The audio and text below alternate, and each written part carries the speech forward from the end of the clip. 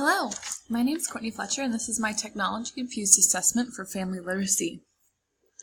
So just overall, before taking BEAT classes, I was really scared to teach them because I thought it would be difficult and I was worried that ELLs would be bullied in my classroom. So here are my perceptions before the class. So my first perception was that, as I stated before, it would be difficult to teach an ELL. I was really thinking that I needed to know their native language, which is not true. My second one was that ELLs don't understand much English, which I found is sometimes true, but a lot of times they know more than you think, and they know at least some BICs. My third one was that ELLs are looked down on and bullied in school. This is what you're shown in movies and TV shows, and so that's what I had perceived since I was a child. So after this class, I realized that ELLs are just like their English proficient peers. They try harder than English speakers oftentimes, and ELLs are often befriended by their English proficient peers who help them internalize English. So my perceptions after. Number 1, ELLs are not any different from their English proficient peers. They're all students and they're all children at the same age. Number 2, ELLs are trying so hard to learn what you're teaching. And from what I've seen, they're trying harder than their English proficient peers. Number 3, other students take ELLs under their wings and help them. Their peers become their friends and translate questions for them so that they get the right answer. Part 3, common misconceptions. All of the misconceptions listed are classic American ideas that children who are raised in America have been taught since they were young. Number 1, ELLs aren't as smart as native English speakers. Number 2, all ELLs have the same background and heritage. Number 3, once ELLs can use BICs, they can use CALP.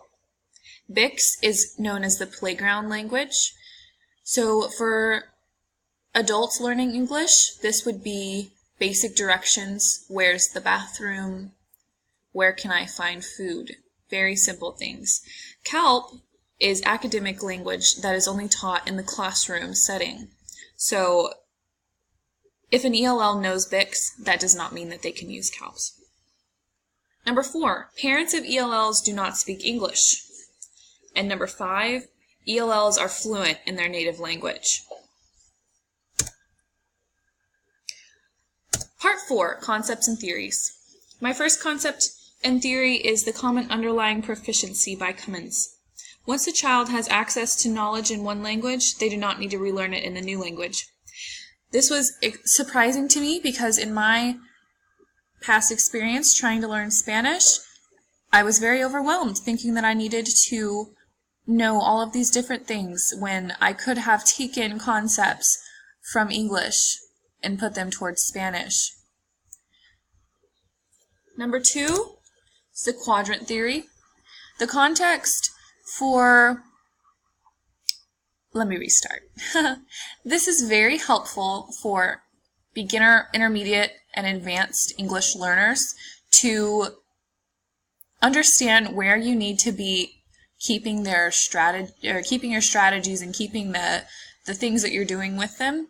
So for a beginner, you would want to keep your activities and things like that on the left side and closer to quadrant A, because the context is embedded and it's cognitively undemanding for them, reading from a map, copying from the board, face-to-face conversation, things like that. Now when you get more advanced or into the higher intermediate, you'll want to keep on the right side and closer down to quadrant D, where they'll do well in standardized tests, math concepts, listening to a lecture.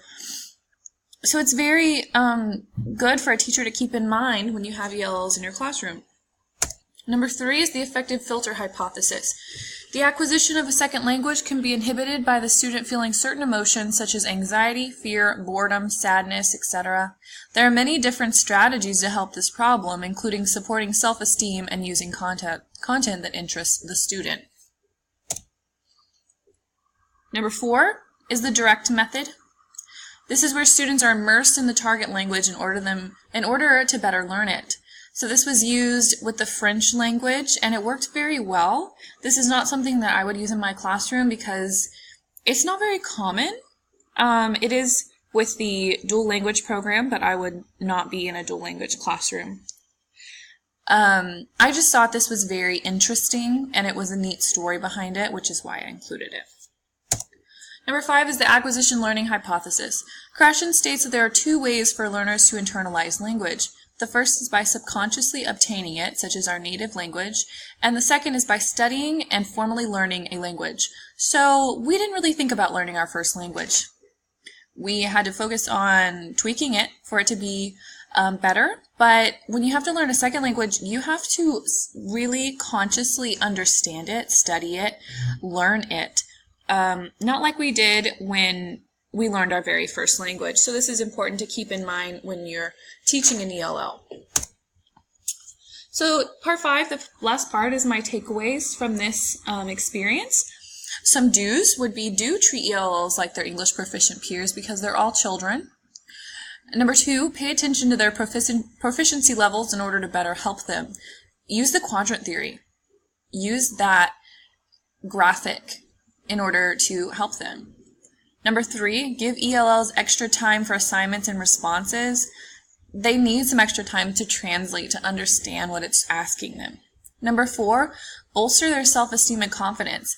They need to feel accepted because they're doing something really hard, and we need to make them feel like they're at home. And the last one, give ELLs plenty of chances to get it right. If you give them enough time and they internalize what you're trying to get them to do, they'll get it.